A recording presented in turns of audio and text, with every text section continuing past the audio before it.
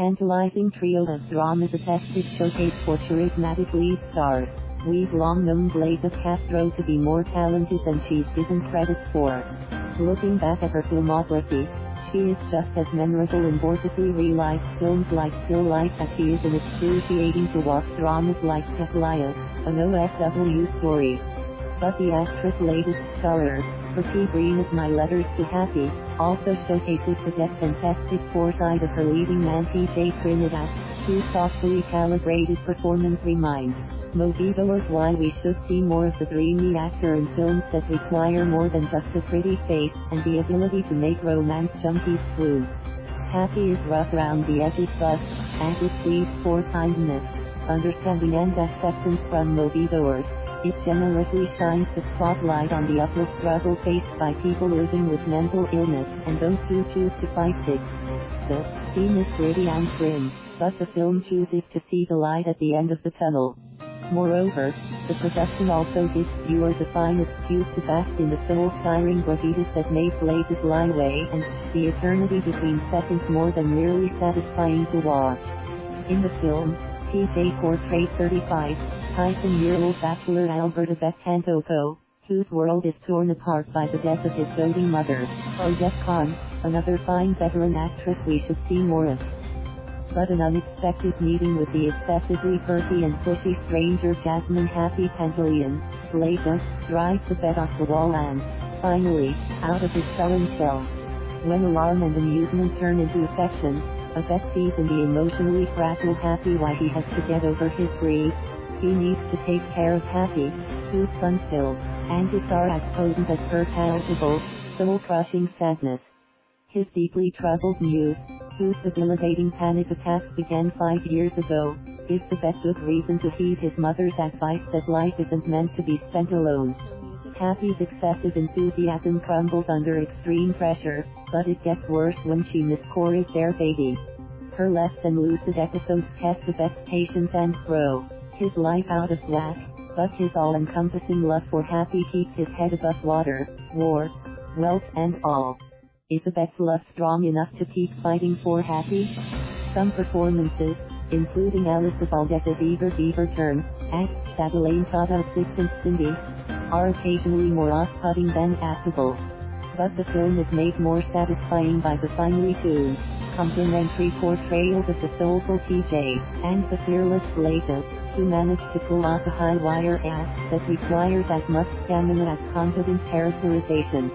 It's easy to see how TJ and Glaiza could have succumbed to the opportunity to overperform their exhausting and potentially showy roles, but their unwavering focus helps keep the unnecessary bravado at bay. Dragged across concrete, some people don't know how to quit while they're ahead.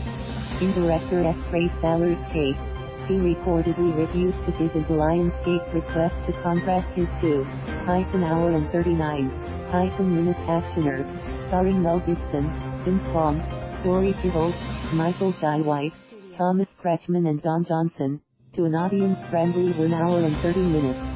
As a result, the cautionary drama fueling Dragged Across Concrete loses much of its urgency and storytelling theme from all the extended yapping and real-time meandering. It's a pity because, aside from Mel, Tory and Vince's spot-on portrayals, Saller's tail-spinning skills are nothing to scoff at. In fact, there's something sinisterly alluring about the film's provocative meditation on sin and culpability as it tells the story of two cops, Brett Ridgman, Mel, and Anthony Lurasetti, James, who turned to crime after getting suspended for 6 weeks over a botched operation. The cash-strapped Brett is just a month away from his 60th birthday, but his life is further complicated by his wife's increasingly crippling disease. Worse, he also learns that his precious teenage daughter is getting continually harassed by neighborhood bullies. What to do? Brett feels underappreciated, so he doesn't see anything wrong with stealing from gun-toting goons who are gearing up for the heist of a lifetime to steal billions of gold bars from a security-compromised local bank. But when things don't go as planned, Brett turns to drastic measures to get out of the self-inflicted mess he's in. Will crime pay this time around? Joe Berlinger's intriguing take on serial killer Ted Bundy's guilt and innocence is best appreciated as an acting showcase for the relentlessly versatile Zac Efron. The dashing actor obtusely demonstrates how demons use their charm to get away with murder. That's no metaphor in the case of Ted Bundy, who acted as his own lawyer in the murder trial.